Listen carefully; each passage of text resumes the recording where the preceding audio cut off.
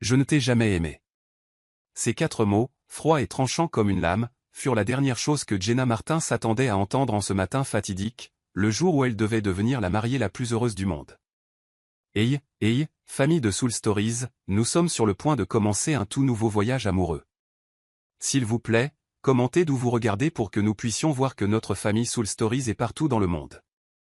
La lumière du soleil matinal filtrait à travers les rideaux de soie blanche, jetant de doux faisceaux sur le parquet poli de la suite nuptiale. L'air était empli du parfum des roses et des pivoines, comme dans un conte de fées. Pourtant, les mains de Jenna tremblaient alors qu'elle posait le voile de dentelle sur sa tête. Dans le miroir, une femme de 26 ans la regardait avec des yeux en amande pleins d'inquiétude. Dans 1 heure, je serai sa femme, se murmura Jenna, forçant un sourire, mais il vacilla comme s'il était sur le point de se briser. Dehors, le domaine des Martins bourdonnait d'activité. Les serviteurs s'empressaient, le quatuor à cordes accordait ses instruments, et dans le vaste jardin, des rangées impeccables de chaises blanches attendaient les invités de marque de la ville. Tout était parfait, du moins aux yeux de tous les autres. Dans le cœur de Jenna, la joie et la nervosité s'entrechoquaient comme des vagues déferlantes. Des mois de préparation, des rêves sans fin, maintenant décomptés en minutes. Mais une seule porte entr'ouverte fit tout voler en éclats. Alors qu'elle descendait le couloir à la recherche d'un thé chaud pour se calmer, Jenna s'arrêta devant le bureau de son père. La voix de sa mère, Elisabeth, s'en échappait, tendue. « Crois-tu vraiment que ce mariage va nous sauver, Richard ? Alex ne l'aime pas. » J'ai vu comment il regardait son assistante. Jenna se figea, son cœur battant à tout rompre. Elle se força à rester immobile, bien que chaque mot la frappe comme un marteau. Son père, Richard, répondit du ton calme d'un homme d'affaires chevronné. « Nous n'avons pas le choix. Ce mariage est un accord. Alex a accepté. La fusion de Reynolds avec les hôtels Martin est sauvée. Notre fille ira bien. » À cet instant, l'air autour de Jenna sembla se transformer en glace. Le bonheur auquel elle croyait, les douces promesses de l'année et demie passée, n'étaient rien de plus que des pièces dans un froid jeu d'affaires. Sa gorge se serra. Le cœur brisé et la fureur montant en elle, Jenna se retourna et s'enfuit du couloir. Elle trouva Alex au pavillon du jardin, l'homme qui lui avait un jour fait croire au conte de fées. Toujours aussi grand, son sourire parfait toujours en place. Mais quand il vit le visage dévasté de Jenna, le sourire disparut. « Jenna, tu ne devrais pas être ici. Voir la mariée avant la cérémonie porte malheur, » plaisanta-t-il faiblement. « Tu m'épouses à cause d'un accord commercial avec mon père ?» La voix de Jenna tremblait, fragile comme du verre. Alex garda le silence, puis fit signe à son témoin de partir. Ses yeux étaient froids maintenant, dépouillés de la chaleur de l'homme qui lui avait un jour dit qu'il l'aimait. « Qui te l'a dit ? » « Mes parents, » murmura Jenna. « Alors c'est vrai ?» Alex ajusta sa cravate, un sourire narquois se dessinant sur ses lèvres. « Ne sois pas naïve, Jenna. Les mariages dans notre monde sont rarement une question d'amour. Ce sont des alliances. Tu es intelligente. Tu aurais dû le comprendre. Je ne t'ai jamais aimé. » Les mots déchirèrent la poitrine de Jenna.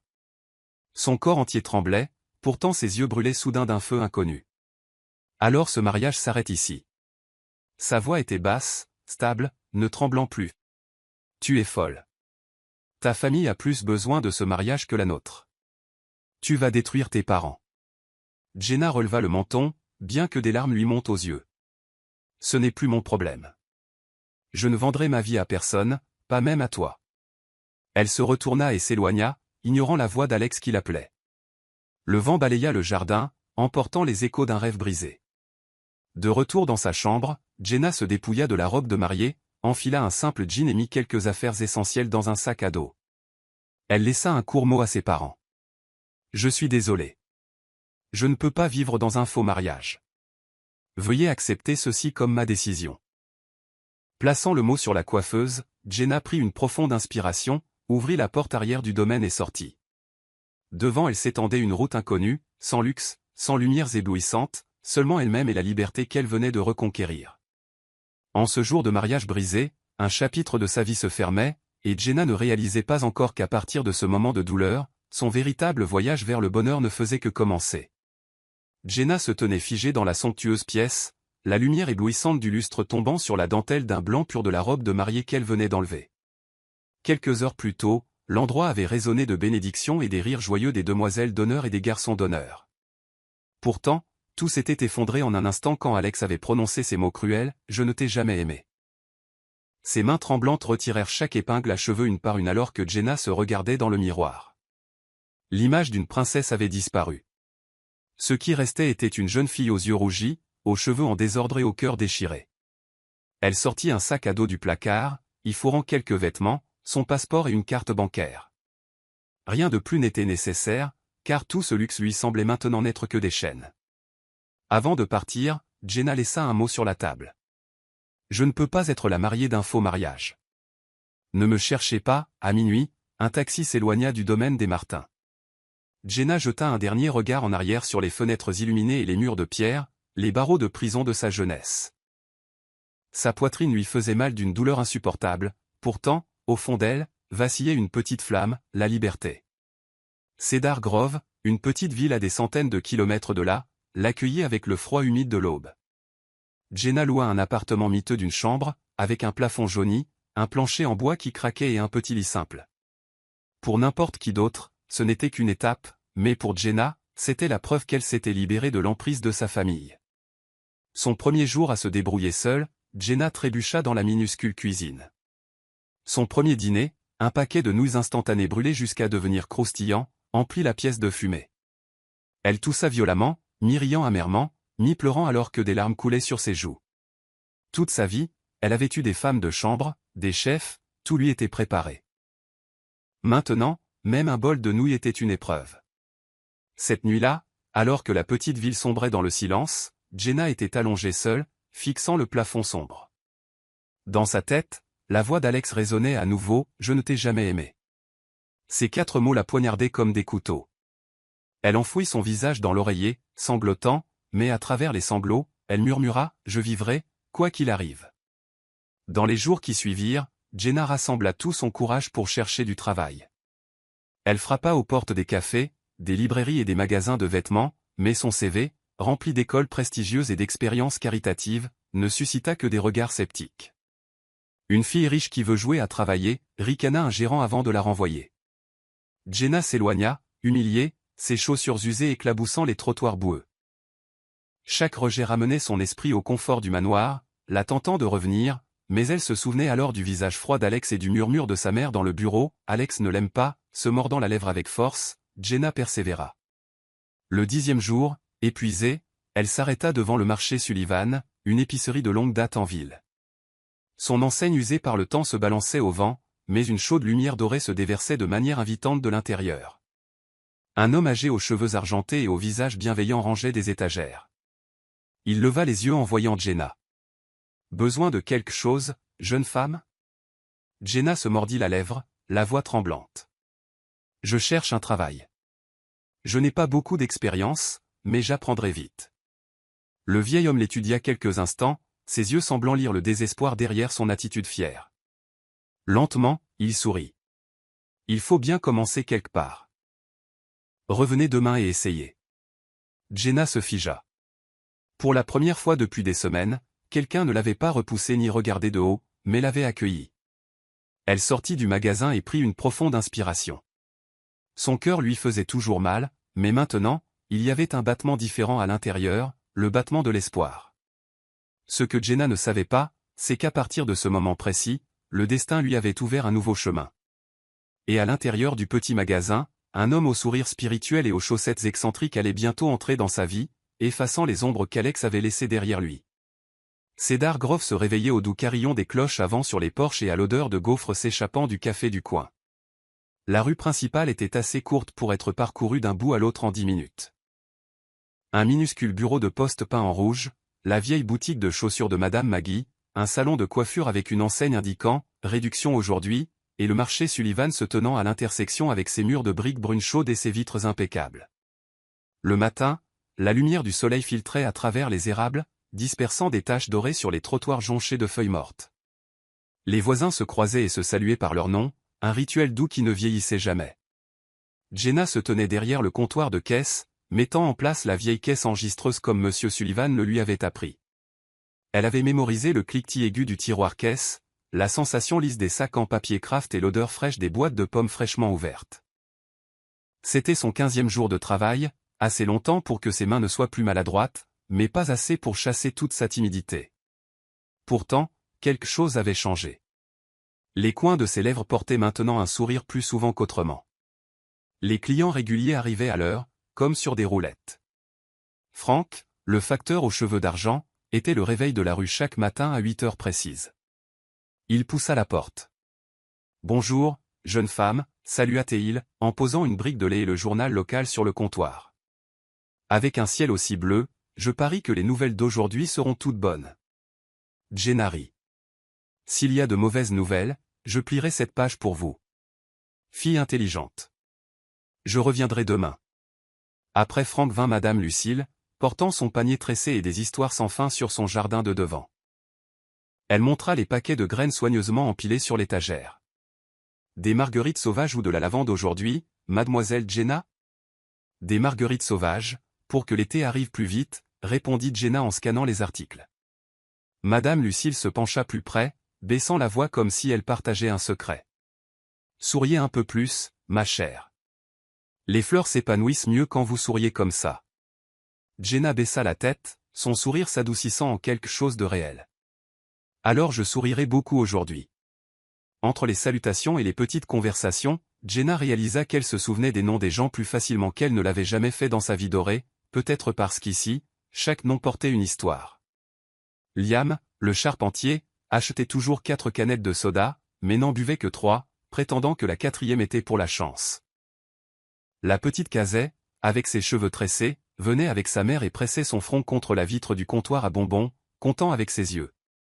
Etage M. Sullivan apparaissait toujours là où on avait besoin de lui, resserrant une charnière desserrée, soulevant une boîte lourde, ou simplement posant une tasse de thé noir fumante sur le comptoir avec un bourru, les mains qui tremblent font des dégâts. Vers midi, lorsque le magasin s'était calmé, le téléphone du bureau sonna, son voyant vert clignotant. Jenna jeta un coup d'œil à M. Sullivan. Il hocha la tête. Elle décrocha. « Bonjour, marché Sullivan. »« Jenna ?» La voix à l'autre bout du fil était douce mais tranchante, comme du velours enroulé autour d'une lame. C'était sa mère. La pièce sembla rétrécir. Le dos de Jenna se redressa par vieille habitude, comme si elle se tenait à une fête sous d'innombrables regards. « Comment vas-tu » demanda sa mère, sans attendre de réponse avant de continuer. « J'ai entendu dire que tu es loin. Est-ce que ça va là-bas? As-tu l'intention de revenir ?» Les yeux de Jenna dérivèrent vers la fenêtre.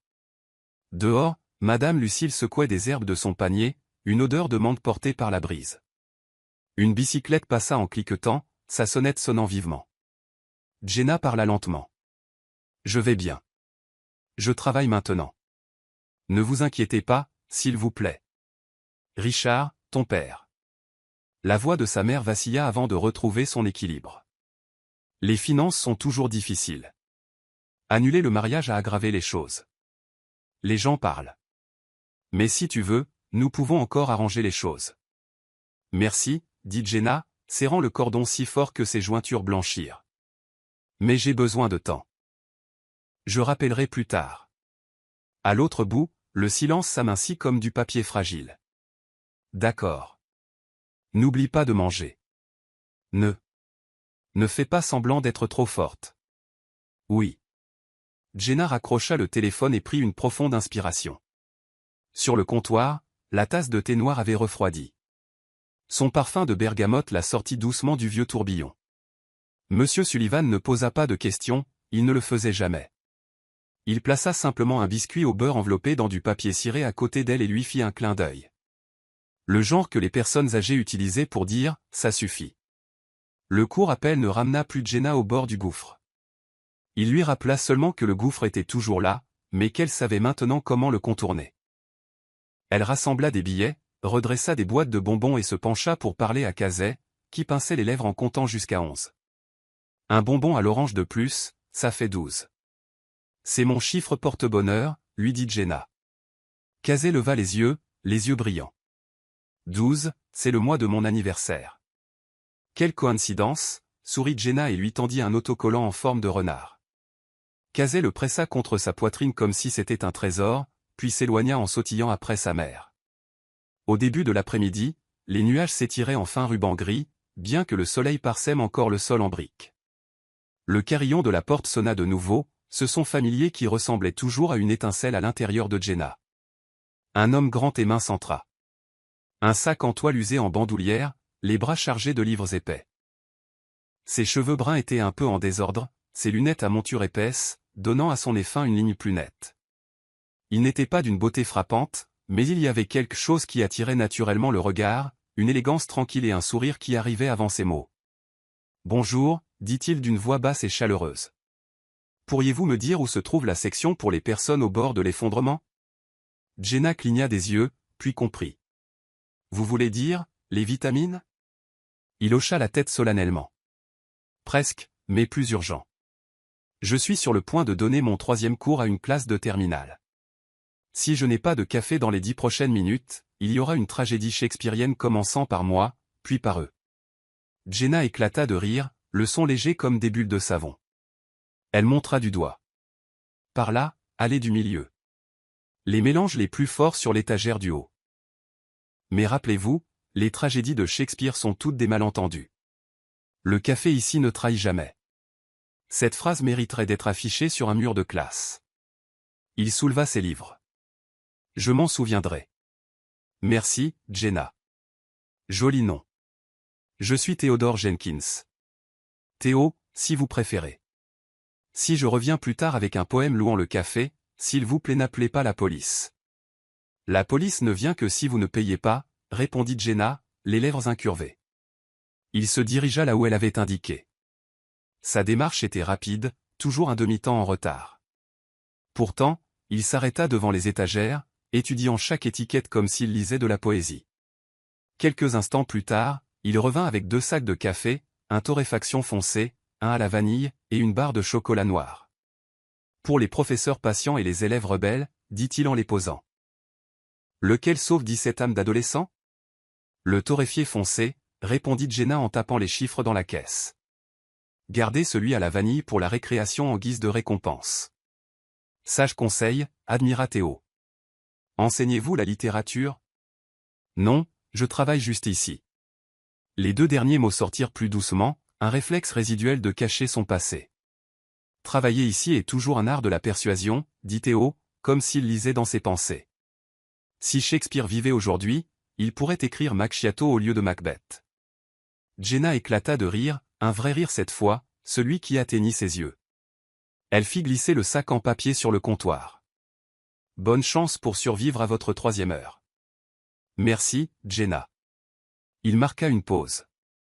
Et si jamais j'ai besoin d'autres conseils sur le café, puis-je vous redemander? Le magasin ouvre à 8 heures, répondit Jenna, son cœur donnant un battement inattendu. Je suis là la plupart des jours. Parfait. Il inclina poliment la tête et poussa la porte. Le carillon chanta clairement une fois de plus. Puis le magasin se calma. La porte se referma, laissant derrière elle une chaleur autour du comptoir. Jenna baissa les yeux sur ses mains, des mains qui ne tremblaient plus en rendant la monnaie, des mains qui apprenaient le rythme de la petite mais réelle vie. Elle arrangea des sachets de sucre et aperçut un reflet dans la vitre des bonbons. Toujours Jenna, mais plus calme. Le sourire qu'elle avait porté s'attardait au coin de ses lèvres comme un pétale, sans contrainte, sans garde. À la fin de l'après-midi, les nuages frôlaient la cime des érables tandis que la rue était parsemée de soleil. Franck revint avec un colis mal distribué. Lucille apporta un bouquet de marguerites fraîches, insistant pour qu'elles égaient le comptoir. Monsieur Sullivan regarda le vase et hocha la tête. Magnifique. Ça va avec votre sourire. Jenna murmura un doux merci et se pencha pour essuyer le comptoir. De la porte, le carillon sonna de nouveau, court et doux, comme un rappel que demain, le jour d'après, et d'innombrables jours à venir, la vie continuerait dans ses rythmes doux. Et peut-être, parmi toutes les petites choses, y en aurait-il une assez grande pour changer sa vie. Tard dans la nuit, alors qu'elle baissait le rideau de fer, Jenna regarda à l'intérieur. Les marguerites se tenaient tranquillement dans une lumière dorée et sur le comptoir se trouvait un vieux post-it de Monsieur Sullivan. Un sourire est le meilleur service gratuit. Elle gloussa, ferma la porte à clé et glissa la clé dans sa poche. Dehors, La brise portait l'odeur des feuilles d'érable et une légère trace de café provenant du sac en papier de quelqu'un. Jenna rentra chez elle, c'est pas plus léger, dans la ville paisible de Cedar Grove, où les gens se saluaient par leurs prénoms et parlaient du temps comme s'ils partageaient leurs humeurs. Elle avait souri pour la première fois depuis si longtemps, non pas pour plaire à quelqu'un d'autre, mais parce que son cœur se sentait vraiment chaud. Et quelque part parmi la foule clairsemée, un homme à lunettes portait 2 sacs de café, marmonnant pour lui-même à propos de Shakespeare. Jenna ne savait pas encore que cette petite plaisanterie se transformerait en conversation, en après-midi au parc, et en un amour aussi constant que les guirlandes lumineuses sur un porche une nuit d'été. Mais ce soir, un sourire suffisait. Après cet après-midi où le café avait sauvé le 3e cours d'une tragédie shakespearienne, Theodore Jenkins commença à revenir au marché Sullivan presque tous les jours. Il n'achetait pas toujours du café. Parfois, c'était juste un bonbon à la menthe, un crayon ou un paquet de post-it jaune citron. Mais chaque fois qu'il entrait, le rituel était le même. La cloche au-dessus de la porte carillonnait doucement. Il inclinait la tête en guise de salutation, et son sourire apparaissait avant même ses mots. « Bonjour, Jenna » disait-il, comme si son nom lui-même était une salutation chaleureuse. « Bonjour, professeur » répondait-elle, gardant toujours cette habitude enjouée. « Alors, quelle tragédie faut-il sauver aujourd'hui » Premier cours, un élève a demandé pourquoi Roméo n'avait pas simplement envoyé un texto au lieu d'écrire des lettres. « Il me faut un bonbon à la menthe pour restaurer ma foi en l'humanité. »« Vous devriez en distribuer à toute la classe » dit Jenna avec un sérieux simulé. « Et ajoutez une note, lisez le contexte historique avant de poser des questions. »« Bonne idée, mais si j'en distribue, il n'en restera plus, alors épargnant un pour ce pauvre professeur. » Ces échanges devinrent bientôt le rythme des jours de Jenna. Ils se présentaient vers l'heure du déjeuner ou en fin d'après-midi, juste au moment où la lumière du soleil filtrait à travers les fenêtres et projetait un rectangle doré sur le comptoir. Chaque fois que Théo entrait, M. Sullivan s'éclaircissait la gorge et se glissait vers l'allée du pain pour vérifier les stocks, les laissant tous les deux discuter. Un jour, Théo posa une pile de copies corrigées sur le comptoir. « Des trombones, et si vous vendez de l'espoir, j'en prendrai 2 paquets. »« L'espoir n'est pas en vente, » le taquina Jenna en lui tendant une boîte de trombones en cuivre, « mais je vous offre un peu de chance. »« Ça vaut le double du prix, » dit-il, ses yeux derrière ses lunettes brillant d'une étincelle espiègle. Jenna se retenait encore. Elle parlait peu d'elle-même, plus de petits détails de la boutique, la nouvelle livraison de pommes, les pots de confiture de fraises de Madame Lucille, ou la vieille caisse enregistreuse qui boudait parfois. Théo, quant à lui, ouvrait patiemment des voies de conversation sans être indiscret, films classiques, poèmes oubliés, affiches de la foire du livre de l'école. Ces histoires portaient à la fois sérieux et humour, comme si chaque situation avait un petit angle ironique, assez doux pour ne blesser personne. Un après-midi chaud, Théo tenait 2 livres de poche. Un pour moi, un pour les terminales, mais j'ai besoin de conseils d'experts en vente. Devrais-je ajouter du chocolat pour les soudoyer à aimer la poésie? Corruption académique? Jenna haussa un sourcil. Appelez ça d'accroître l'engagement. Alors choisissez du 70% noir, un goût sophistiqué, dit Jenna en lui tendant une tablette. Et voici un conseil, lisez de la poésie après un examen. Les gens la trouvent plus gentille à ce moment-là. Dûment noté, sourit Théo, à moitié sérieux. Et ainsi de suite, une petite histoire chaque jour. Jenna se disait, je travaille juste, c'est juste un client régulier, c'est tout. Les matins pluvieux, en allumant la lumière, une vague anticipation s'agitait, que la sonnette de la porte retentisse, que des lunettes captent la lumière, et qu'une boutade comme nulle autre ne rende la journée plus facile. Un midi tranquille, avec une odeur de gaufres flottant depuis le café, et de la vapeur de bergamote s'élevant du thé que M. Sullivan avait posé, Théo s'appuya légèrement contre le présentoir à cartes postales, les feuilletant comme s'il lisait les lettres de quelqu'un. « Aimez-vous les cartes postales » demanda-t-il, puis se corrigea. « Désolé, aimez-vous les cartes postales, Jenna ? Je perds encore l'habitude d'appeler tout le monde vous comme je le fais avec mes élèves. » Réflexe professionnel, sourit Jenna. J'aime les cartes postales avec de grands ciels, elles semblent légères. Théo en sortit une montrant une prairie en pente sous un ciel ouvert. Comme celle-ci? Oui. Jenna la prit, la retournant sur le dos vierge. Trop vide cependant. Vide pour que nous puissions continuer à écrire, murmura Théo, comme tant d'autres choses. Le temps ralentit d'un demi-temps. Jenna entendit le faible bourdonnement de la climatisation, le bruissement du papier, et son propre cœur, non pas battant de peur, mais battant à un nouveau rythme doux. Elle reposa la carte postale, ouvrit le tiroir caisse comme excuse, et commença à réarranger les pièces de monnaie. Jenna, dit doucement Théo, s'arrêtant sur chaque mot. Après mon dernier cours aujourd'hui, aimeriez-vous prendre un café? Au café du bout de la rue, celui avec les gaufres que vous avez loués. L'invitation tomba légèrement entre eux, mais pour Jenna, elle portait le poids d'une décision. Dans son esprit, une porte s'ouvrit, une robe de mariée blanche, une pièce lourde de fleurs, une voix froide comme une lame. Je ne t'ai jamais aimé. Le gouffre était toujours là, assez familier pour qu'un faux pas puisse la faire basculer. Elle inspira, ferma les yeux un instant, puis les rouvrit. Je suis désolé, je ne suis pas prête. Le silence qui suivit fut bref, assez long pour que le regret prenne racine, mais Théo ne fronça pas les sourcils, n'insista pas, ne demanda pas pourquoi. Il sourit simplement, le genre de sourire qui arrivait toujours juste à temps. Ce n'est rien, dit-il, aussi léger que la brise. L'invitation est toujours là.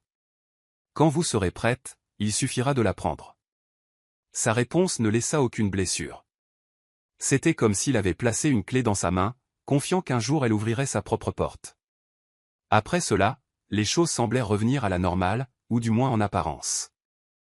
Théo passait toujours pour des post-it, des trombones, du café, et parfois un petit bouquet de chez Madame Lucille pour égayer la salle des professeurs. Il racontait des histoires sur sa classe qui écrivait des haïkus sur les frites. Il montrait des chaussettes imprimées de montagnes russes, affirmant qu'elles l'aidaient à survivre aux réunions de professeurs.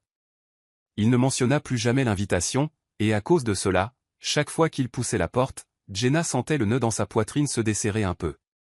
Un soir pluvieux, le toit cliquetait sous de lourdes gouttes de pluie.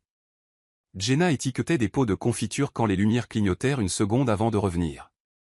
Son souffle se coupa, l'obscurité soudaine la ramenant toujours à des salles de bal scintillantes, où les gens riaient trop fort pour cacher des chuchotements acerbes. Puis une voix profonde vint de l'embrasure de la porte. L'éclair nous rappelle simplement à quel point la lumière est précieuse. Elle se retourna. Théo se tenait là, les cheveux et le manteau mouchetés de pluie, tenant une petite lampe de poche.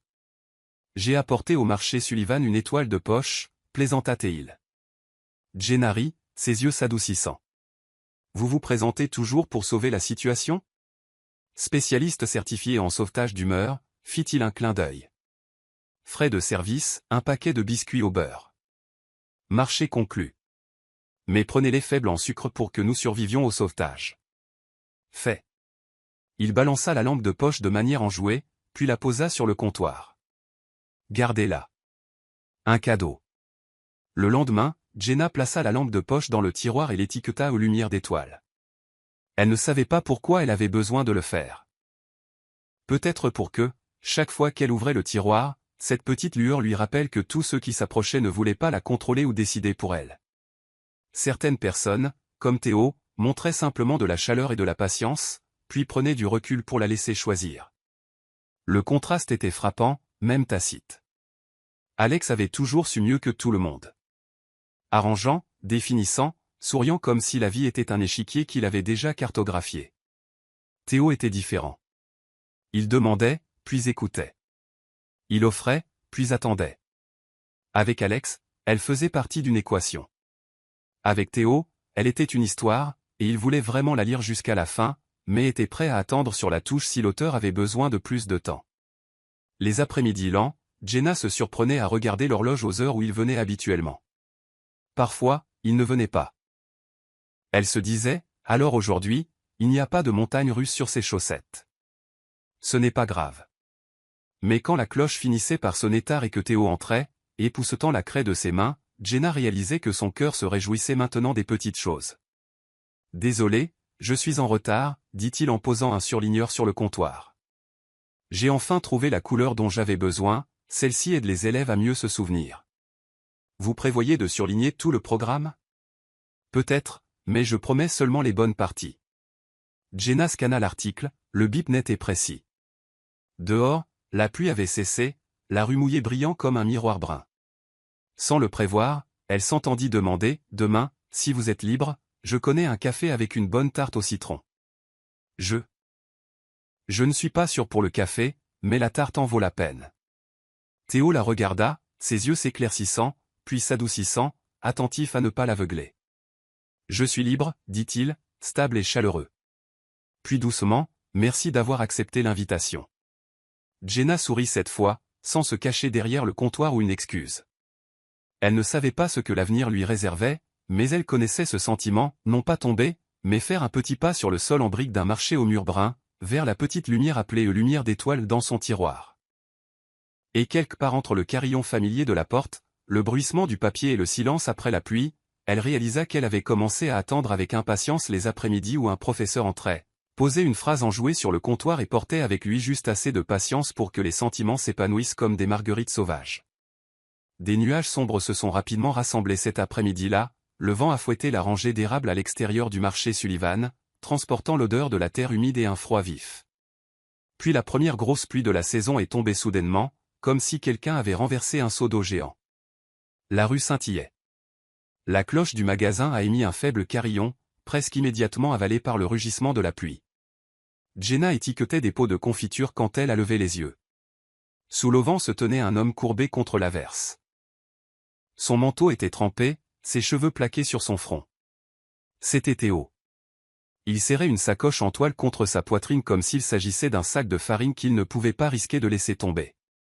Il a jeté un coup d'œil à l'intérieur, à moitié désolé, à moitié incertain. Jenna s'est précipitée, a tourné le loquet et a ouvert la porte. Le vent et la pluie se sont engouffrés avec une faible odeur d'essence. « Entrez avant d'attraper froid », dit-elle en retenant la porte qui claquait. Théo est entré avec un long soupir. « Merci, ma voiture est tombée en panne juste devant le portail de l'école. J'ai appelé une dépanneuse, mais ils ont dit que la tempête les ralentirait. Ce n'est rien. Restez ici et réchauffez-vous. » Jenna s'est précipitée au comptoir, est revenue avec une serviette que M. Sullivan gardait toujours pour les clients. « Tenez, séchez-vous un peu. » Théo l'a accepté avec un sourire penaud. « Est-ce que j'ai l'air d'un chat tombé dans un étang ?» « Oui, » répondit Jenna sans détour, et tous deux éclatèrent de rire.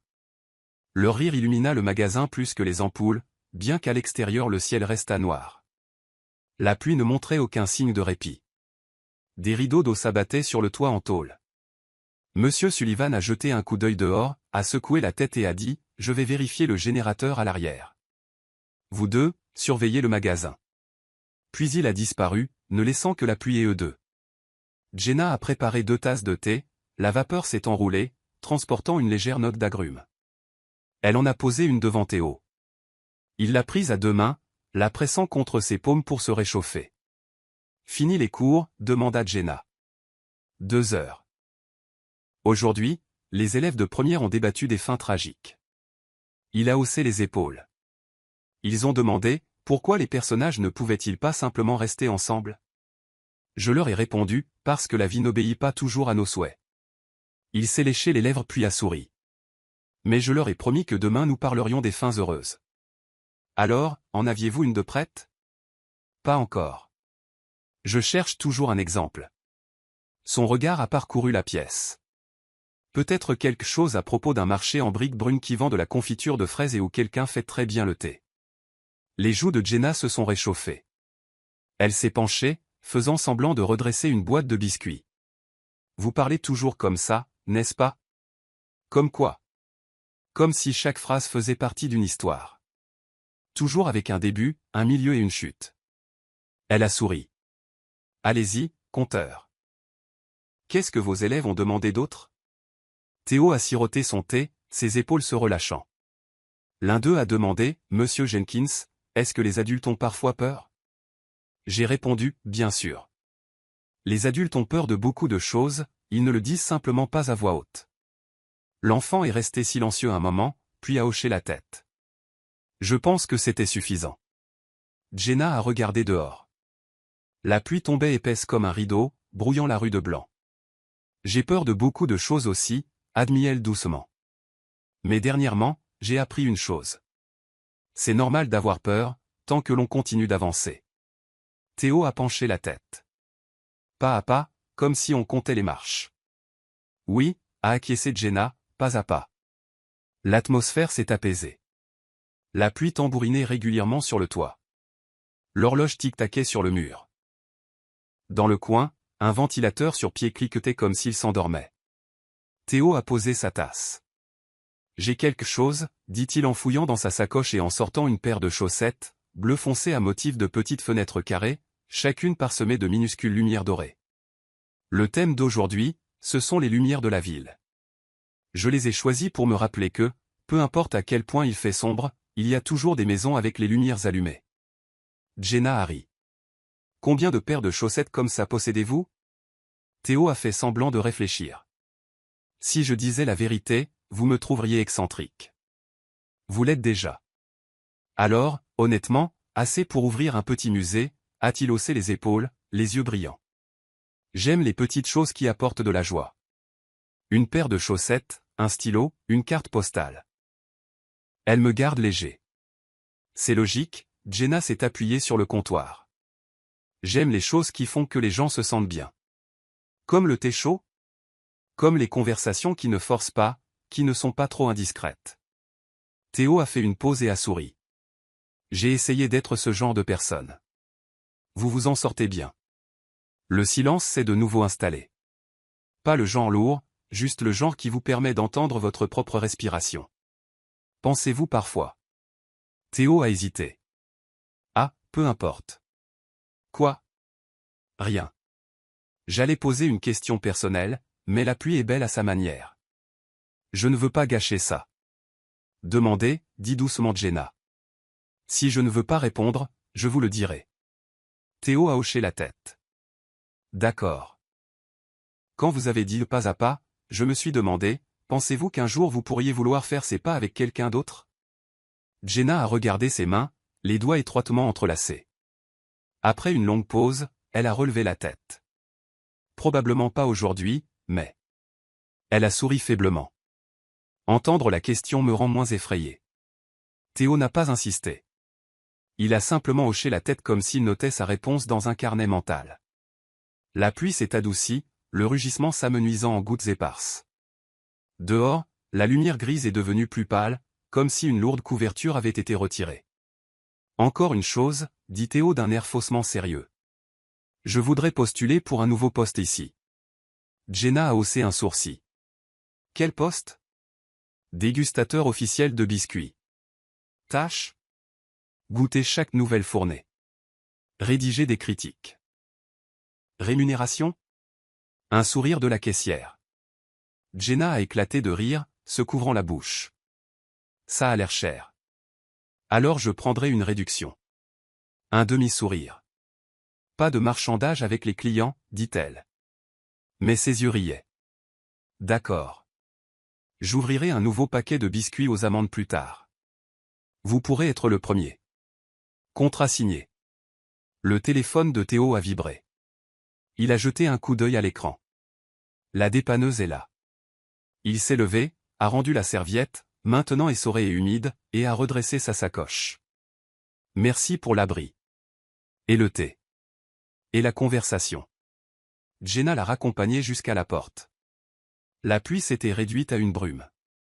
La dépanneuse attendait sur le bord de la route, le chauffeur faisant un signe de la main. Théo s'est retourné comme pour parler, mais s'est arrêté. Jenna a soudain senti une petite ouverture à l'intérieur de sa poitrine. Pas une large porte, juste une fente de lumière, mais assez large pour qu'une question puisse s'y glisser. Ce samedi, dit-elle, d'une voix désinvolte comme si elle demandait un prix. Un café? Théo s'est figé, puis a souri, le genre de sourire qui donnait l'impression que la pluie s'était complètement arrêtée. Je pensais que vous n'étiez pas prête à accepter l'invitation. Je le suis maintenant. Samedi, a-t-il hoché la tête. Je porterai mes chaussettes des jours ensoleillés. Ça semble approprié. Approprié, a fait l'écho de Jenna. Il est sorti sur le perron, levant instinctivement la main pour la protéger des gouttes de pluie, bien qu'il n'en reste presque plus. À samedi alors. Ouais, a murmuré Jenna, comme un souffle. La porte s'est fermée. La cloche a sonné une note claire. Jenna est restée immobile un instant, la main pressée sur son cœur. Le battement n'était plus frénétique comme avant, ni lourd comme la pluie. Il était régulier et chaud, comme un thé juste assez chaud. Elle est retournée au comptoir, a ouvert la nouvelle boîte de biscuits aux amandes, les a étiquetés et a souri pour elle-même. Dehors, les nuages se sont dissipés, révélant une bande de lumière pâle. La rue scintillait encore, mais séchait déjà. Sur l'étagère reposait la serviette que Théo avait rendue, encore légèrement chaude. Dans le tiroir se trouvait la lampe de poche qu'elle avait étiquetée lumière d'étoile. De petites choses, mais ensemble, elles formaient quelque chose d'assez grand. Après tant de mois, le cœur de Jenna s'était de nouveau agité, et cette fois, non par peur, mais par espoir. Famille de Soul Stories, si vous regardez sur une autre chaîne, revenez chez nous à Soul Stories, où des dizaines de milliers d'auditeurs et de partageurs se rassemblent. Le samedi est arrivé aussi doucement qu'un carillon avant. Le ciel était clair après la pluie, le trottoir encore humide, l'odeur des feuilles d'érable fraîches et fraîches. Jenna est arrivée au café au bout de la rue 10 minutes en avance. Elle a choisi une table près de la fenêtre, où des vignes encadraient la vitre et où la lumière du soleil tombait en petits carrés nets sur le sol carrelé. Théo est arrivé pile à l'heure, les manches de chemise retroussées, un sac en toile en bandoulière, et ce sourire familier.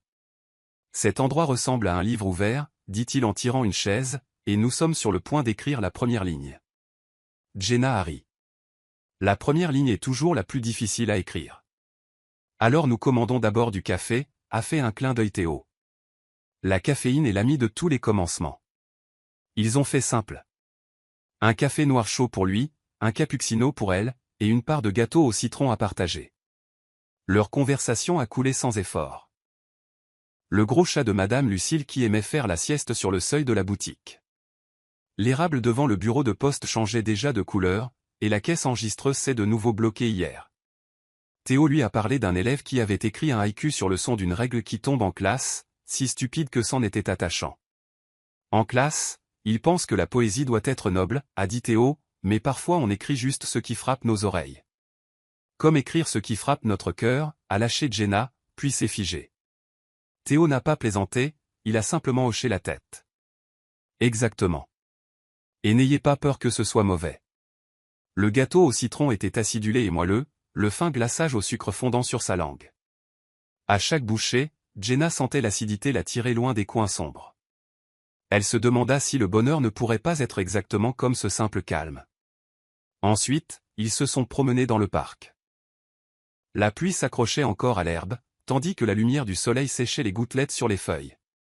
Des enfants se poursuivaient autour de la fontaine, un petit chien tirait sur sa laisse, fasciné par son propre reflet dans les flaques scintillantes. Aimez-vous? Aimez-vous les parcs? C'est corrigé Théo en pleine phrase. Oui, parce qu'ici, les gens n'ont pas à jouer un rôle. C'est vrai. L'herbe ne prétend pas être de l'herbe. Le ciel ne prétend pas être le ciel. Tout le monde est simplement. Jenna a pensé aux grandes fêtes, aux sourires soigneusement étudiés, aux conversations polies sur les bons sujets. Ici, elle pouvait respirer. Elle n'était pas la fille Martin. Elle n'était pas la mariée abandonnée.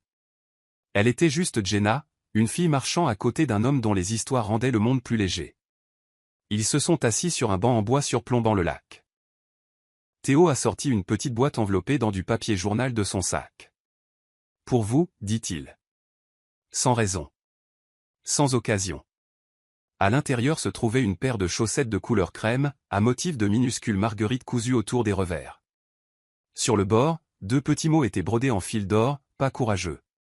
Pas courageux, a lu Jenna à voix haute, puis Harry. Vous êtes vraiment le roi des chaussettes bizarres. Chaque roi a besoin d'un titre, a haussé les épaules Théo. Mais j'aime le mot pas. Pas un saut, pas un plongeon, juste un pas. C'est gérable. Jenna a plié les chaussettes et a caressé la broderie avec son pouce. Merci, dit-elle doucement. Je les porterai un jour de grand vent. Il y a un peu de vent tous les jours, a dit Théo. Portez-les quand vous voulez. Plus tard, ils ont visité une librairie d'occasion au coin de la rue. La porte en bois s'écaillait, et l'odeur du vieux papier était chaude comme une couette. Le propriétaire barbu a fait un signe de tête en guise de salut, puis est retourné épousseter les étagères. Théo a marché entre les rangées, faisant glisser ses doigts sur les dos comme pour saluer de vieux amis. Il a sorti un mince livre de poésie à la couverture brune, ses pages jaunies et ses bords usés. Celui-ci a un poème que j'aime, dit-il en feuilletant, sur quelqu'un qui a quitté un endroit bruyant et a appris à entendre ses propres pas. À quoi ressemblait-il? À de légers tapotements sur un plancher en bois, étrange au début. Puis c'est devenu le rythme de la maison. Debout dans l'odeur de poussière et de papier, Jenna a senti un autre coin de son cœur s'ouvrir. Elle a touché le dos du livre comme pour tester sa chaleur.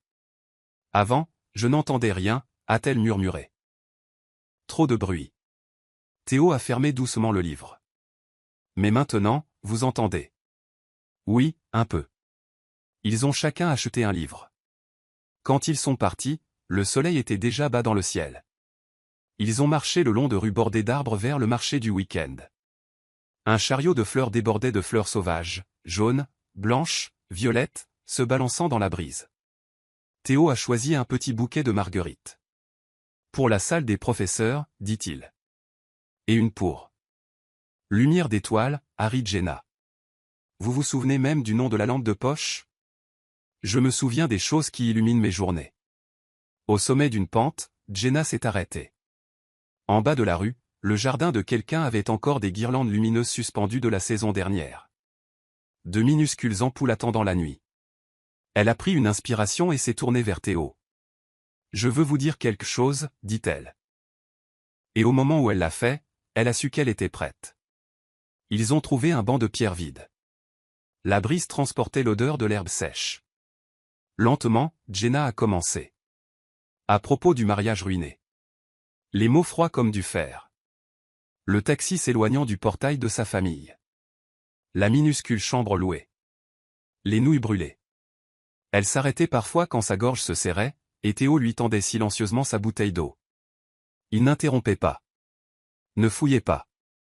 Il écoutait simplement. Il y a eu des moments où j'ai pensé que je n'aimerais plus jamais, a terminé Jenna. Pas par amertume. Mais parce que je craignais que si j'ouvrais la porte, le vent emporterait tout. Théo a croisé son regard, calme et stable. Pas de jugement. Pas de pitié. C'était un imbécile, dit-il simplement. Comme s'il énonçait un fait. Grâce à lui, vous êtes ici avec moi. Jenna a ri, les larmes se mêlant à son rire. Ces mots étaient légers comme une main sur son épaule, n'essayant ni de guérir ni d'instruire. Disant simplement, vous êtes ici maintenant. C'est bon. Ils sont restés assis un moment de plus, regardant les nuages dériver. Un enfant est passé en tenant un ballon rouge, son ombre s'étirant longuement sur le trottoir, comme un cerf-volant apprenant à voler. Quelque chose à l'intérieur de Jenna s'est détendu point, elle plongea la main dans la poche de son manteau et effleura le bord des chaussettes, les marguerites silencieuses. Mais les mots qui y étaient brodés murmuraient, un pas courageux. Sur le chemin du retour, ils ne parlèrent pas beaucoup. Ils n'en avaient pas besoin. Leur silence était chaleureux. Devant la porte du Sullivan S Market, Théo s'arrêta. Merci de m'avoir raconté, dit-il. Ton histoire n'est pas légère, mais elle est vraie. Et la vérité, ça dure. Merci de m'avoir écouté, répondit Jenna, sans me couper. Je reviendrai demain pour acheter ce qu'il me faut. Le magasin ouvre à 8 heures, sourit Jenna. Et n'oublie pas les marguerites pour la salle des profs. Bien sûr. Il s'éloigna, grand et mince, s'effaçant dans la lumière du soleil couchant. Jenna resta devant la vitrine, observant son reflet. C'étaient toujours ses cheveux attachés, sa veste légère, ses yeux qui n'étaient plus gonflés de larmes. Mais quelque chose était nouveau. Le sentiment d'être elle-même, sans avoir besoin de la permission de personne. Ces rendez-vous simples avaient ouvert une porte. L'amour n'était pas une performance. L'amour, c'était être assis sur un vieux banc en bois, partager une part de gâteau au citron, en disant juste ce qu'il fallait. Elle poussa la porte du magasin. La cloche tinta. Monsieur Sullivan leva les yeux de son registre, le regard pétillant. Alors, il est bon, ce gâteau au citron? Bon, dit Jenna. Sucré et acidulé. L'équilibre, hocha-t-il la tête. C'est ça, le secret. Jenna sourit aussi. Elle comprenait maintenant, pas seulement pour le gâteau, mais pour sa vie, l'équilibre entre ce qu'elle avait perdu et ce qui s'en venait. Entre la peur et l'espoir. Entre le silence et les mots. Et demain, quand la cloche sonnerait, elle savait qu'elle lèverait la tête, non pas en attendant un miracle, mais prête à dire bonjour à celui qui lui avait appris que même les plus petits pas peuvent vous emmener loin. Dans les jours qui suivirent leur premier rendez-vous, la vie de Jenna parut différente. Elle n'ouvrait plus le magasin pour travailler comme une machine.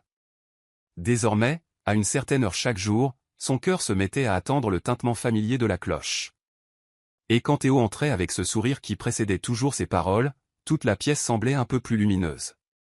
Monsieur Sullivan le remarqua avant même Jenna. Une fois, la surprenant en train de se recoiffer discrètement dans le reflet de la vitrine juste avant l'arrivée habituelle de Théo, il se contenta de rire doucement, sans rien dire. Les voisins aussi avaient commencé à chuchoter. Ce nouveau professeur et la caissière, ils forment un joli couple. Jenna rougissait souvent à ce commentaire, mais une douce chaleur l'envahissait. Théo n'insistait jamais. Il apparaissait simplement avec une régularité constante, lui parlant de ses cours bruyants, des farces de ses élèves ou de la dernière paire de chaussettes originales qu'il avait ajoutées à sa collection. Aujourd'hui, ce sont des baleines, dit-il une fois en relevant son pantalon, pour me rappeler de respirer, sinon je vais me noyer sous les copies non corrigées. Jenna éclata de rire, un vrai rire, non forcé. Elle commença à laisser Théo entrer dans de petits recoins de sa vie. Un soir, il lui apporta un bouquet de marguerites sauvages de la part de Madame Lucille. Une autre fois, ils flânèrent ensemble au marché du week-end, Jenna achetant des pêches, Théo une pile de livres d'occasion. Rien de grandiose, mais chaque moment semblait facile. Pourtant, au fond d'elle, des peurs persistaient. Les ombres du passé planaient. Certaines nuits, elle rêvait du mariage en ruine, la voix d'Alex résonnant « Je ne t'ai jamais aimé », et se réveillait dans le noir, le cœur battant la chamade. Un soir, Théo lui envoya un texto pour lui dire qu'il dînait avec une collègue, une nouvelle enseignante. Le message était banal, mais Jenna se figea. De vieilles images ressurgirent, Alex insistant que « ce n'est que du travail », avant qu'elle ne découvre l'amère vérité. Toute la soirée, elle fit les 100 pas dans son petit appartement, le pouls martelant comme un tambour. Quand Théo rentra tard, il frappa à sa porte, tenant une pile de cahiers d'élèves. Voyant les yeux tendus de Jenna, il fronça les sourcils, confus. « Qu'est-ce qui ne va pas » demanda-t-il. Elle secoua la tête, mais sa voix tremblait. « Je n'aime pas ce sentiment. Ça me ramène en arrière. J'ai peur qu'un jour, tu... » Elle ne put finir. Théo resta silencieux quelques secondes, puis posa les cahiers sur la table. Il s'approcha, posant doucement une main sur son épaule, la ramenant à la réalité par sa chaleur. « Jenna, regarde-moi. » Il attendit que ses yeux se lèvent. « Je ne suis pas Alex. Je n'ai rien à te cacher. Si je vais quelque part avec quelqu'un, tu auras toujours le droit de le savoir. Et si un jour je ne suis plus là, il n'y aura qu'une seule raison, parce que j'aurai quitté ce monde. Tant que je serai en vie, je serai là, avec toi. » Puis il la prit dans ses bras, sans hâte, mais fermement, une étreinte patiente dont chaque battement de cœur portait de la chaleur. Jenna se raidit d'abord, puis s'adoucit lentement. Sa peur ne disparut pas instantanément, mais elle fut étouffée par une simple vérité, cette étreinte était réelle, ce souffle était réel, et rien ne ressemblait au passé douloureux. « J'ai confiance en toi », murmura Théo dans ses cheveux, « et j'espère que tu auras confiance en moi aussi. Mais ne te force pas aujourd'hui. Prends ton temps. Ton cœur s'ouvrira quand il sera prêt. Je serai là, à attendre. » Jenna ferma les yeux alors que des larmes coulaient sur ses joues. Pour la première fois, au lieu de se sentir faible, elle se sentit entendue et acceptée. Cette nuit-là, après avoir accompagné Théo, Jenna resta longtemps sur le porche. L'air de la nuit était frais et doux. Elle posa la main sur sa poitrine et réalisa que son cœur ne battait plus de peur, il battait plus régulièrement maintenant, comme une chanson retrouvant lentement son rythme. Son cœur s'ouvrait, petit à petit. La nuit, Cedar Grove avait sa propre beauté tranquille. Pas de bruit, pas de foule, juste des lampadaires projetant une douce lueur dorée sur les briques lavées par la pluie. Les magasins étaient fermés, le café du coin illuminé de guirlandes d'ampoules scintillant comme des étoiles. Une brise légère transportait l'odeur de l'herbe sèche et la douceur des pâtisseries. Jenna et Théo marchaient côte à côte dans la rue étroite. Ils n'étaient pas pressés, sans destination précise. Ils marchaient simplement, discutant de petites choses, sa classe bruyante, leurs gentils voisins, la possibilité qu'il pleuve à nouveau demain. Parfois, ils se taisaient, mais le silence n'était pas lourd. C'était comme une douce mélodie de fond pour leurs pas. Alors qu'ils passaient la place du village, un lampadaire projetait un cercle de lumière sur le pavé. Les enfants étaient rentrés, ne laissant que quelques couples sur les bancs de pierre. Jenna pencha la tête vers le ciel. Seules quelques étoiles étaient visibles. Dans la lueur, le visage de Théo était net, ses yeux chauds et constants. « De quoi as-tu le plus peur » demanda-t-il soudain, sa voix basse se mêlant à la brise. La question fit marquer une pause à Jenna. Les souvenirs affluèrent. La robe de mariée d'un blanc glacial, les mots cruels « je ne t'ai jamais aimé ». La nuit où elle avait pleuré seule dans son petit appartement. Elle serra les lèvres, inspira, puis expira lentement. « J'ai peur » dit-elle en fixant la flaque de lumière devant elle, « d'aimer à nouveau la mauvaise personne. » L'air sembla se figer. La poitrine de Jenna se serra, comme si elle venait d'avouer quelque chose de honteux. Mais Théo ne sia pas, ne rit pas, ne se précipita pas pour la rassurer.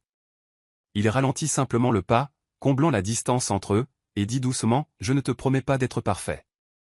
Je serai maladroit, parfois paresseux, peut-être même que je te frustrerai. » Il s'arrêta et se tourna vers elle. La lumière du lampadaire tombait sur ses épaules, son ombre s'étirant à ses pieds. « Mais il y a une chose que je peux te promettre, je ne t'abandonnerai jamais. Même si tu as peur, même si tu doutes, même si tu recules, je serai toujours là. » Jenna leva les yeux. Dans son regard, il n'y avait ni tromperie, ni calcul, seulement de la patience, de la sincérité et un léger tremblement, comme s'il lui offrait tout son cœur. Les larmes lui montèrent aux yeux. Elle n'avait jamais entendu de mots si simples, et pourtant si solides. Pas de « pour toujours », pas de condition, juste la promesse de ne pas partir. Théo leva lentement la main, lui laissant le temps de reculer si elle le souhaitait. Comme elle ne le fit pas, il effleura doucement sa joue de son pouce, essuyant la larme qui menaçait de tomber. « Je suis là » murmura-t-il. Et Jenna ferma les yeux. Le baiser ne fut ni précipité, ni intense, juste des lèvres se touchant sous la lumière du lampadaire, doux et paisible. Contrairement au baiser glamour et vide de son passé, celui-ci ne demandait rien, ne prouvait rien.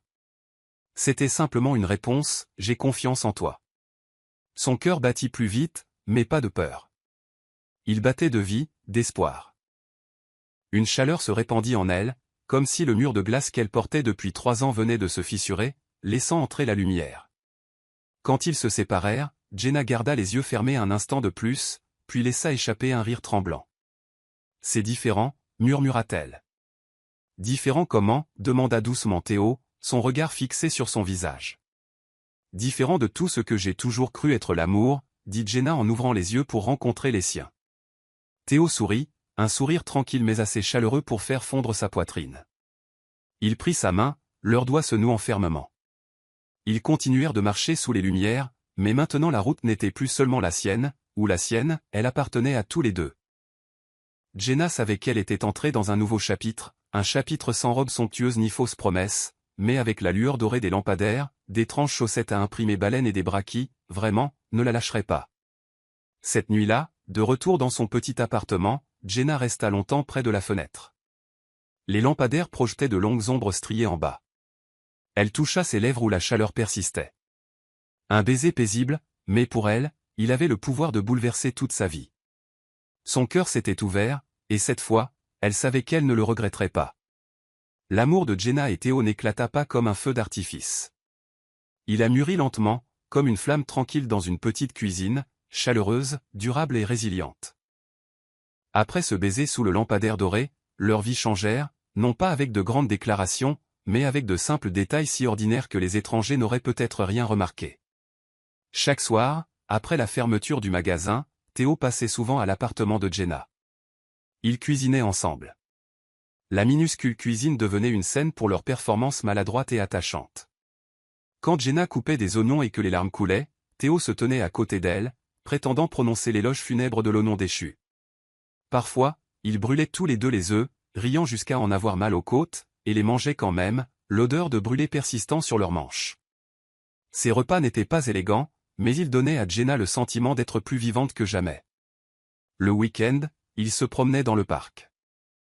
Théo racontait des histoires sur ses élèves, et Jenna partageait des anecdotes sur les clients réguliers. Il ramassait des feuilles d'érable tombées et les disposait en forme de cœur ridicule sur le banc. Un jour, une averse soudaine les fit courir sous le déluge, les cheveux emmêlés, les chaussures trempées. Jenna ne fit que rire plus fort, se sentant comme une jeune fille de 20 ans qui n'avait jamais porté aucun fardeau. Jenna recommença à tenir un journal. Au début, ce n'était que quelques lignes courtes, aujourd'hui, il m'a donné des chaussettes avec des chiots dessus. Tellement ridicule. Mais peu à peu, les entrées s'allongèrent. Ses sentiments quand il lui tenait la main au marché de nuit. Le sourire secret que M. Sullivan leur adressait. La façon dont Théo avait l'air si concentré en enseignant à travers la fenêtre de la classe. Chaque phrase était une brique de plus reconstruisant la maison en elle, la maison autrefois effondrée par la trahison.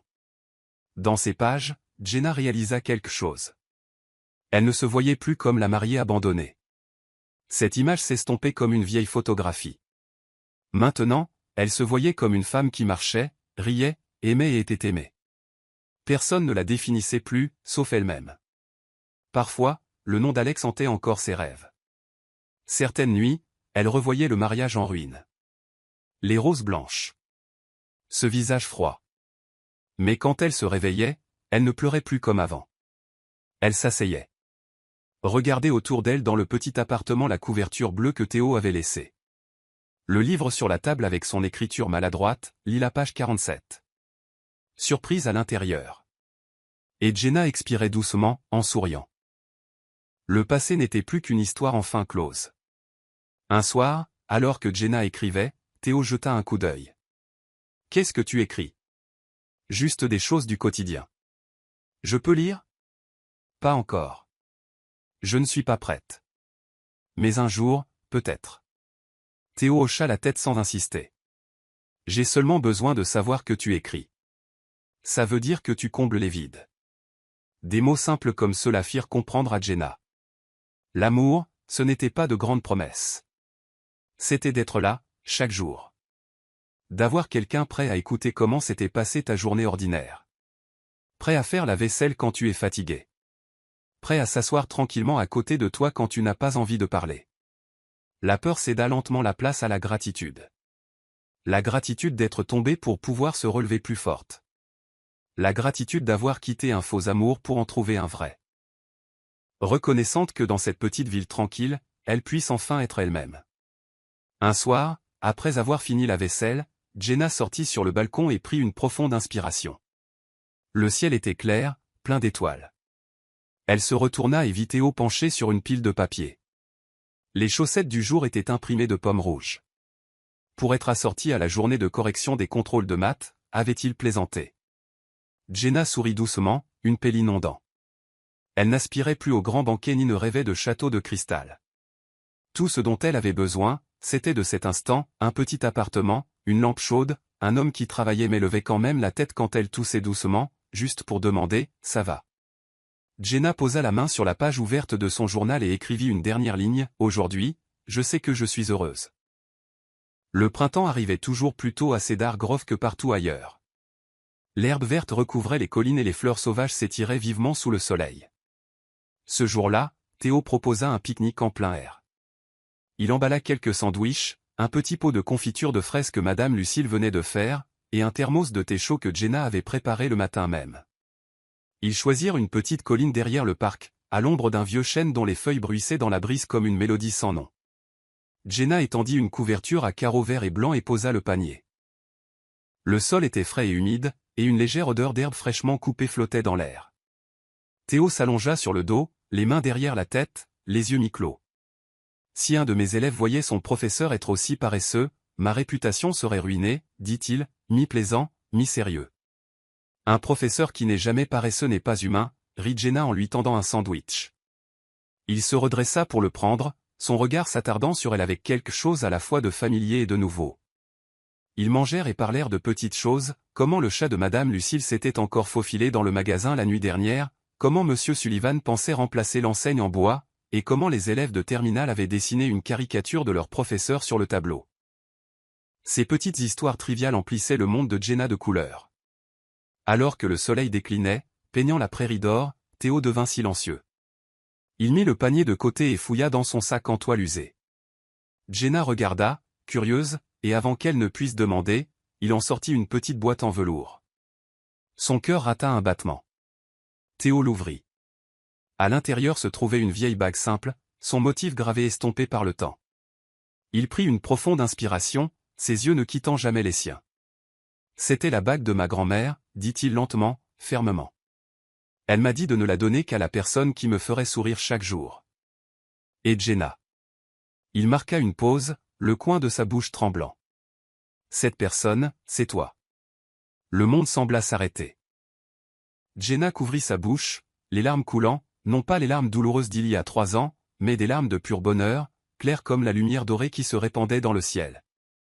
Je ne serai peut-être jamais parfait, continua Théo, les yeux embués. Je serai peut-être toujours maladroit, je raconterai de mauvaises blagues et je porterai des chaussettes ridicules pour le reste de ma vie. Mais je veux passer chaque jour qu'il me reste avec toi. Veux-tu être ma femme? Jenna sanglota, incapable de former des mots.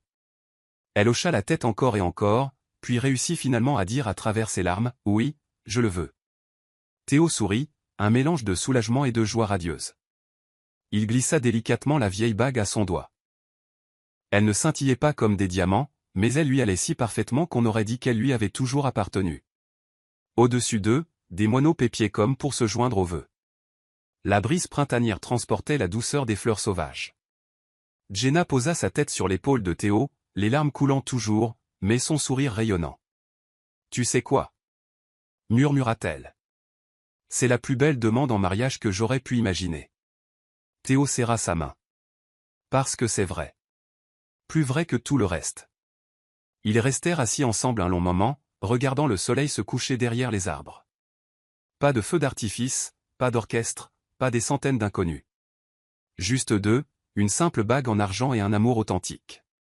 Pour Jenna, ce moment effaça la blessure du passé.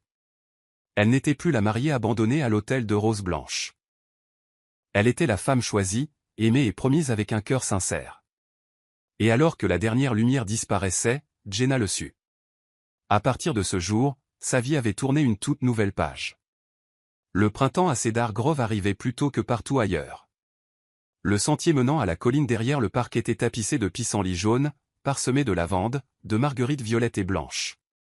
Ce matin-là, la brise transportait le parfum des fleurs sauvages, effleurant les marches d'une petite chapelle en bois, vieille de près d'un siècle. C'est là que Jenna et Théo choisirent de célébrer le jour le plus important de leur vie. Il n'y avait pas d'orchestre somptueux, pas d'arche florale dorée. Les portes de la chapelle étaient décorées de guirlandes que les voisins avaient tressées la veille. Sur les simples bancs en bois, des rubans blancs noués à la main se balançaient doucement dans le vent. La lumière du matin filtrait à travers les vitraux, projetant des motifs lumineux sur le vieux sol en pierre. Jenna se tenait dans la petite salle de préparation à l'arrière.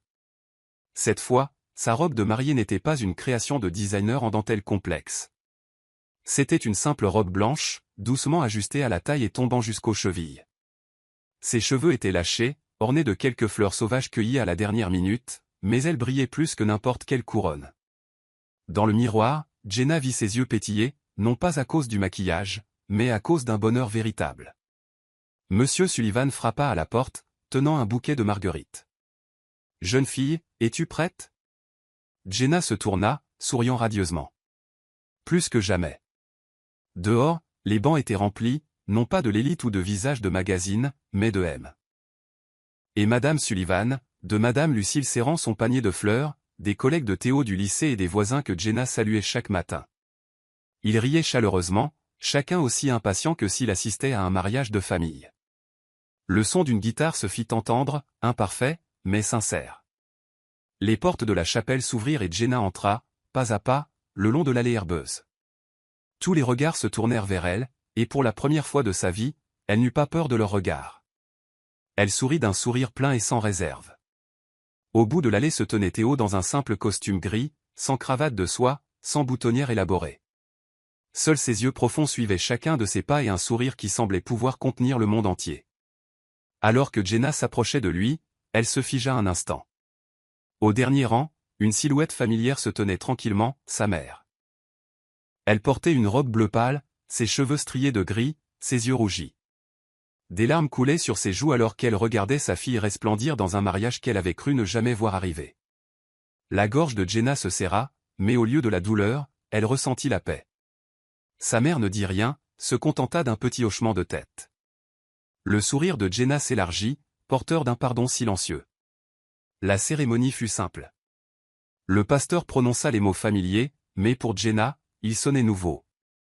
Dans la joie et dans la peine, dans la richesse et dans la pauvreté, resteras-tu aux côtés de cette personne pour le reste de ta vie? Théo serra sa main, sa voix stable et profonde. Je le promets. Pas seulement aujourd'hui, mais chaque jour. Puis ce fut au tour de Jenna. Elle le regarda droit dans les yeux, se souvenant des jours où elle s'était relevée seule, des sourires discrets qu'elle avait trouvés à ses côtés. Je le promets. Non pas parce que j'ai besoin de quelqu'un pour me soutenir, mais parce que je te choisis, et je te choisirai encore et encore. Quand les alliances glissèrent à leurs doigts, Jenna sentit son cœur fusionner avec le souffle de Théo. Il n'y eut pas de feu d'artifice, pas d'applaudissements tonitruants, seulement le pépiment des oiseaux à l'extérieur de la fenêtre et le doux murmure du vent contre le toit en bois.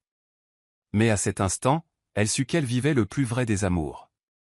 La guitare reprit, et les invités se levèrent, applaudissant à l'unisson. Jenna et Théo partagèrent un long baiser, non pas ostentatoire, mais plein de paix. Toute la chapelle sembla s'illuminer. La petite réception eut lieu directement dans le jardin, sous des guirlandes lumineuses accrochées aux arbres. Des tables en bois étaient garnies de pâtisseries maison des voisins, de cidre de pommes brassées par Monsieur Sullivan et de pots de fleurs sauvages cueillies dans les champs. Les enfants couraient partout, les adultes riaient et discutaient, et la musique jouait sur un vieux haut-parleur qui portait encore de la joie, malgré son âge. Jenna regarda autour d'elle, le cœur débordant de gratitude. Elle n'avait pas besoin de 10 000 roses blanches ni de centaines d'invités prestigieux, tout ce dont elle avait besoin, c'étaient ces visages familiers, ces sourires sincères et l'homme dont la main tenait fermement la sienne. Je n'aurais jamais pensé pouvoir être aussi heureuse, murmura-t-elle à Théo alors qu'ils se tenaient sous les lumières dorées. Théo se pencha et l'embrassa sur le front. Parce que tu as été assez courageuse pour faire un pas de plus. Cette nuit-là, alors que les rires résonnaient et que la lumière chaude les entourait, Jenna le sut, sa vie avait vraiment commencé un nouveau voyage, un voyage d'amour simple mais durable, où les vœux n'avaient pas besoin d'extravagance, seulement de sincérité. 3 ans passèrent en un clin d'œil, mais pour Jenna, chaque jour était mémorable. Elle et Théo ne vivaient pas dans un château ou un grand domaine, mais dans une petite maison au toit rouge à la lisière de Cedar Grove. Le jardin de devant fleurissait de marguerites jaunes au printemps, de rosiers grimpants éclatants en été, de feuilles rouges tapissant le chemin en automne et de neige couvrant le porche en hiver. Au fil des saisons, il le remplissait de petits souvenirs précieux. Chaque matin, Théo se réveillait plus tôt pour préparer le café et un petit déjeuner simple. Après avoir posé un biberon de lait pour leur adorable petite fille, Emma, Jenna sortait sur le porche, où Théo l'attendait avec un sourire. « Mes 2 filles ont bien dormi ?»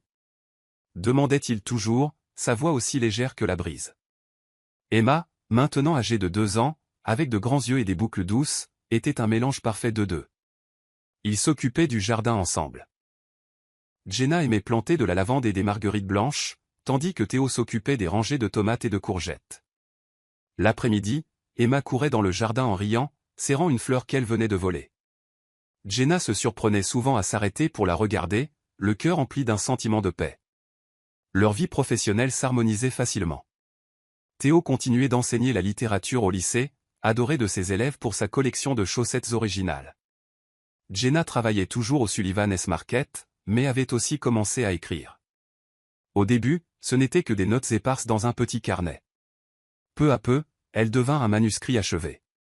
L'histoire de sa redécouverte, d'une mariée abandonnée le jour de son mariage à une femme libre qui choisissait sa propre voie.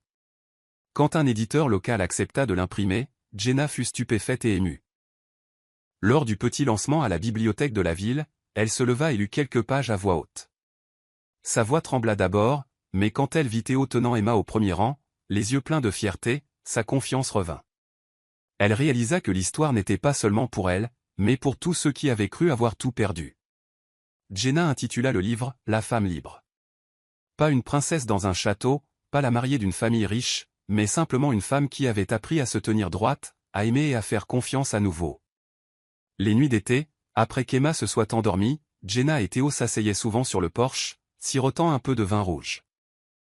Ils se racontaient les petits événements de leur journée, riaient des bêtises de leur fille, ou restaient simplement en silence, regardant la lune se lever au-dessus des arbres. « Notre amour est comme le vin », dit Jenna une fois, traçant des cercles sur le bord de son verre. Plus il vieillit, plus il devient doux. Théo sourit et trinqua légèrement avec elle. « Et j'espère boire ce vin pour le reste de ma vie. » Jenna posa sa tête sur l'épaule de son mari, la gratitude l'envahissant. 3 ans plus tôt, elle pensait que son cœur était mort. Maintenant, elle n'était pas seulement amoureuse, elle vivait en étant vraiment elle-même. À Cedar Grove, cette vie simple débordant d'amour était son propre conte de fées, sans château ni magie, juste deux mains entrelacées et un cœur qui ne lâcherait jamais. Merci de faire partie de Soul Stories. Si vous écoutez sur une autre chaîne, revenez à la maison officielle pour continuer nos voyages d'amour ensemble avec la famille Soul Stories. Le hall de la conférence était illuminé de lumière vive. Des affiches tapissaient les couloirs, annonçant les conférenciers, les thèmes des tables rondes et les présentations des nouveautés littéraires. Jenna serra son exemplaire d'épreuve contre sa poitrine, le cœur à la fois nerveux et fier. Pour la première fois, elle assistait à une conférence littéraire, non pas en spectatrice, mais en tant qu'auteur. Théo se préparait pour sa conférence sur la poésie moderne tandis que Jenna déambulait dans la zone d'exposition, parcourant les rangées de livres. Elle n'aurait jamais imaginé que c'est ici, de tous les endroits, que le passé ressurgirait soudainement. À travers la foule, un visage familier apparut, Alex. Il était toujours grand, mais n'avait plus l'aura imposante d'autrefois. Ses cheveux étaient parsemés de gris. Des cernes sombres ombraient ses yeux et ses épaules étaient voûtées, comme alourdies par trop d'échecs. Quand leurs regards se croisèrent, il se figea. Le sourire confiant qu'il avait toujours porté avait disparu, remplacé par l'incertitude et un tremblement. Jenna, sa voix était rauque, vidée de sa force. « C'est vraiment toi ? Tu as l'air si différente. » Jenna soutint son regard calmement. 3 ans plus tôt, le simple fait d'entendre son nom lui aurait transpercé le cœur. Maintenant, elle ne ressentait qu'une distance vide, ni amour, ni haine. Juste un étranger qui avait traversé sa vie. Alex déglutit, la voix brisée. « J'ai eu tort. J'ai été un idiot de te traiter comme un simple élément d'un contrat. Depuis ce jour, je n'ai pas eu une seule nuit de paix. J'ai perdu l'entreprise. J'ai perdu mes amis. Et le pire de tout, je t'ai perdu. » Jenna expira légèrement, non pas parce que ces mots la touchaient, mais parce qu'elle réalisait qu'il n'avait plus aucun pouvoir sur elle.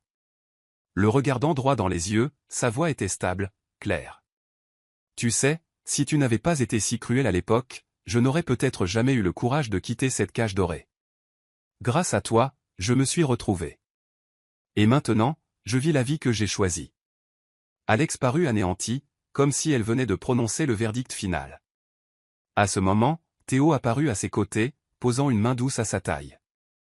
Le geste était discret, mais inébranlable, transmettant amour, confiance et permanence. Alex vit la lumière dans les yeux de Jenna lorsqu'elle se tourna vers son mari, la façon dont ils se penchaient instinctivement l'un vers l'autre. Il comprit alors que ce qu'il avait perdu ne pourrait jamais être récupéré. « Je te souhaite d'être heureuse », murmura-t-il avant de se détourner, sa silhouette disparaissant lentement dans la foule. Jenna resta immobile un instant, la main fermement tenue dans celle de Théo. Il n'y avait ni douleur, ni regret, seulement une vérité claire dans son cœur. Le passé était vraiment derrière elle. Après cette brève rencontre, Jenna et Théo quittèrent tranquillement le hall de la conférence. Dehors, le soleil de fin d'après-midi déversait une chaleur dorée sur la place. Jenna marchait lentement, ayant l'impression d'avoir enfin fermé une porte qui était restée entr'ouverte pendant des années. Théo serra sa main, ses yeux scrutant les siens. « Ça va ?» Jenna sourit, un sourire de liberté et de légèreté. « Ça va. En fait, je ne me suis jamais sentie aussi légère qu'aujourd'hui. » Ils se promenèrent sous des rangées d'arbres verts, la lumière du soleil s'étirant en longs faisceaux sur les pavés. Des enfants couraient autour de la fontaine, leur rire résonnant. Jenna se tourna vers son mari. « Tu sais à quoi je pensais à l'instant ?» Il haussa les sourcils. « Je suis reconnaissante, même pour le parcours douloureux. Sans lui, je n'aurais pas eu le courage de partir, et je ne t'aurais jamais rencontré. » Théo sourit et la serra contre lui. « Alors laisse-moi t'aider à écrire les prochains chapitres. Non pas avec des larmes, mais avec des jours remplis de paix. » En marchant, ils parlèrent de l'avenir, ses projets de publier un autre livre, le rêve de Théo d'ouvrir un petit cours de littérature pour la communauté, et leur idée d'agrandir le jardin derrière leur maison pour planter plus de lavande. Emma grandirait entourée de rire et d'amour, sans jamais être témoin de ce que sa mère avait enduré. Le soleil déclina, peignant le ciel de vives teintes orangées. Jenna s'arrêta pour admirer la vue, puis se tourna vers Théo et murmura « Merci. Et merci aussi au destin de m'avoir amené ici. » Théo déposa un baiser sur son front et murmura en retour « Notre histoire ne fait que commencer. » Main dans la main, ils marchèrent sous la lumière dorée, laissant le passé derrière eux. Devant eux s'étendait une route remplie d'espoir. Un chapitre s'était clos. Une nouvelle vie avait commencé.